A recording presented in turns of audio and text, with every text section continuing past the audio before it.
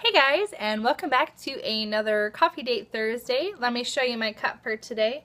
No surprise here, that is this cute owl mug. I have another one that's similar to this. I got this in a 2-pack from TJ Maxx. I love mugs, I love owls, so putting them together I love them. So this is my cup for today. I just wanted to show you guys that.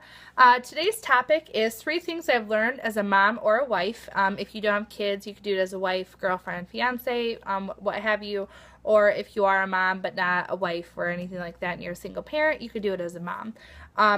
Tasha reached out to me and asked if I would like to pick this week's topic, so I did pick this topic. I feel like this is a really good thing to discuss because I feel like as a mom or even as a wife or girlfriend or whatever, you're always learning things. You're always needing to grow as a person with your spouse, with your kids, and just in yourself. So I feel like this is a good way for us to just say the things we've learned, and maybe this will help inspire or help another mom or wife or friend or anything. So I was looking forward to doing something like this, and so that is today's topic. So let's get started. So I decided to do a combination of the two. I'm going to do 3 things I've learned as a mom and a wife.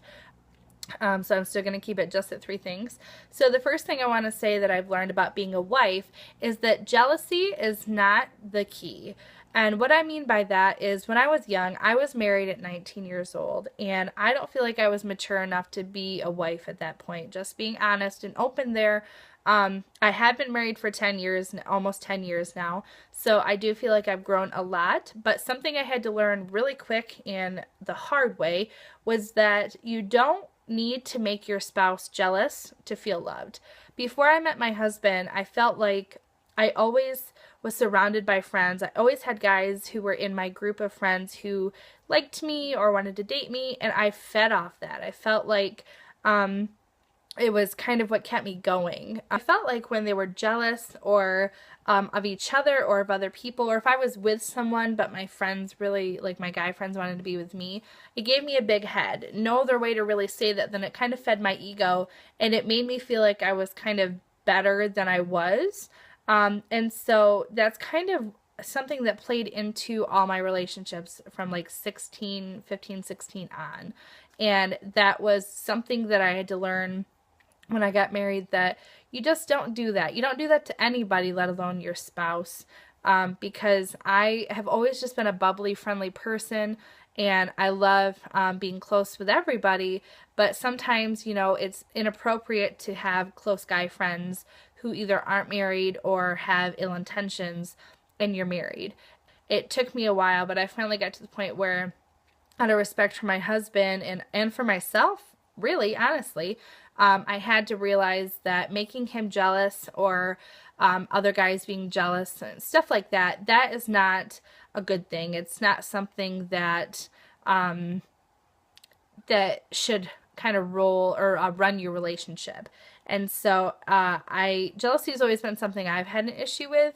So it's something that I constantly have to battle and fight and kind of work on. So, but that was probably the biggest thing I've learned being married and being a wife, or even before we got married, was that that is not something that should come into the relationship. So the second thing I want to talk about is something I learned as a mom, which is let it go. And I feel like I could bust in a song and pull a Frozen on you guys, but really seriously, let it go.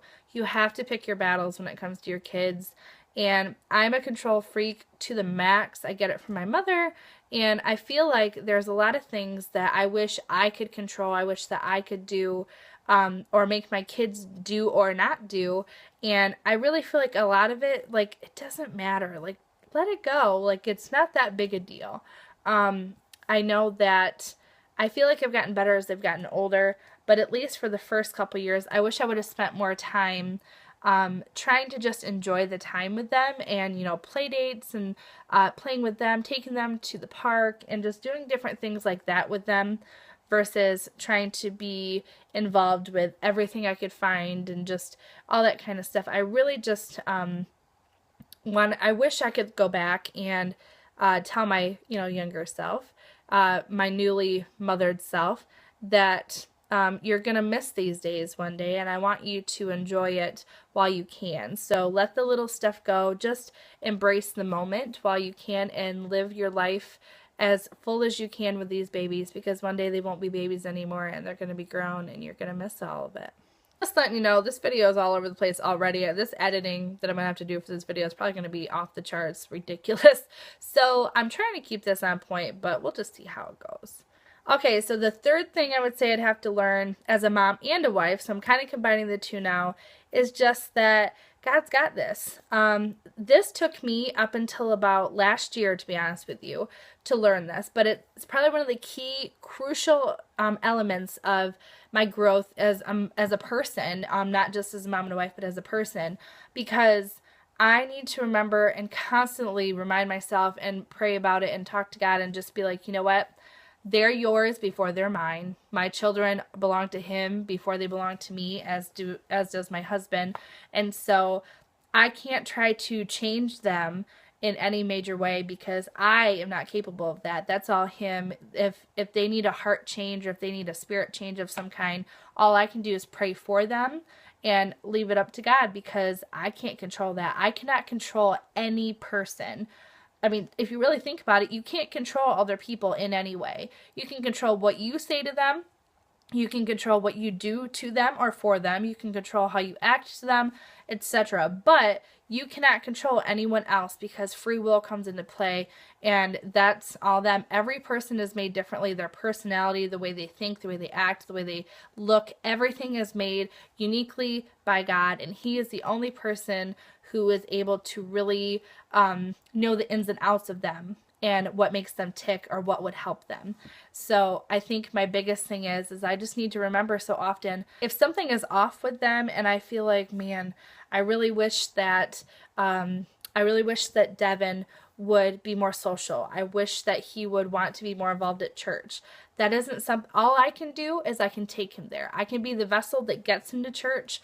I can be the one who sets an example at home and shows that I'm in the Word of God, shows that I'm praying for people, praying for him, praying for myself, that I'm spending time with the Lord in prayer, and that just I'm setting that Christian example, that godly woman example, to let him know that this is okay and that this is being obedient to God. So that is all I can do, is set the example and get him to and from church. The rest of it is up to God and Devin. So it's really between them now. It's not about me.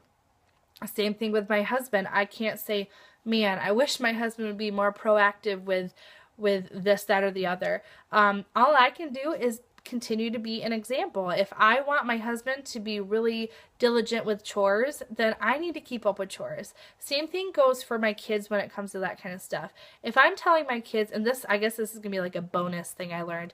I've learned that if I'm going to tell my kids that they need to make their bed every morning, but I'm not making my bed, that makes me a hypocrite. That's not cool. And so I know there are going to be days where you say, you guys, you need to get your chores done. And maybe you can't get your chores done. Maybe you're sick or you're just exhausted and you need to sit down for a few minutes. I get it. We're moms. I totally understand where you're coming from. But for the most part, if we want to raise responsible adults and assets to society, then I really think that we need to kind of lead by example. If we want our kids to be responsible with money, if we want them to have a prayerful life, if we want them to make good choices when we're not around, we need to make that example be known in the house and outside the house.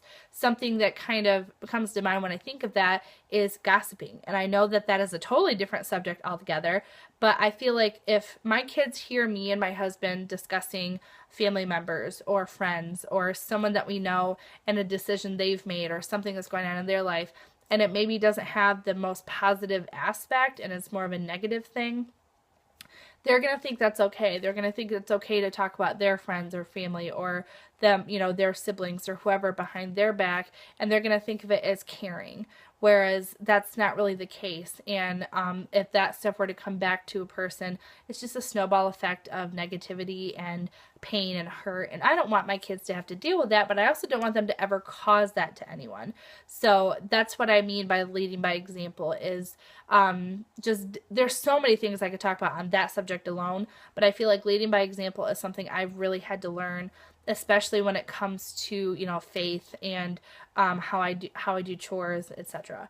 So that is probably one of the biggest tips I would give anybody, is just if you want your kids to do something or, you know, follow what you're saying, you have to show them, because your words only go so far. Your actions are going to speak a lot louder than they are. I really hope that this video kind of ties together. I won't know until I go through and edit it, but I was a little all over the place. I apologize for that.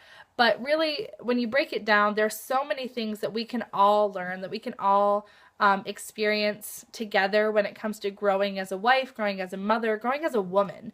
And I feel like that this community that we have, not just the Coffee Date Thursday women, who are all amazing, by the way, but the YouTube community has so much potential to help women kind of band together and really work together to be able to overcome the obstacles that life throws at us. And so I hope that you guys are finding some kind of support, some kind of encouragement, some kind of uplifting words from a person on YouTube, a blog on the internet, or a book that you've read, anything to do with that. I hope that you're finding that when you need it, because it is crucial to, I feel like, all of our success and just being able to stay sane in this life. I hope you enjoyed this video. I enjoyed trying to think of a topic for this week. Mine is probably scatterbrained, and I'm sure not everybody else's will be that bad, but feel free to check everybody else out. I will post the group down below yet again. Feel free to join us if you have not already. I would love to see more of these videos up around the YouTube sphere, if that's even a word. And I hope that you guys enjoyed this one and learned something from me, whatever it might be. So thanks again so much for watching, guys. And until my next video, I will see you later. Bye!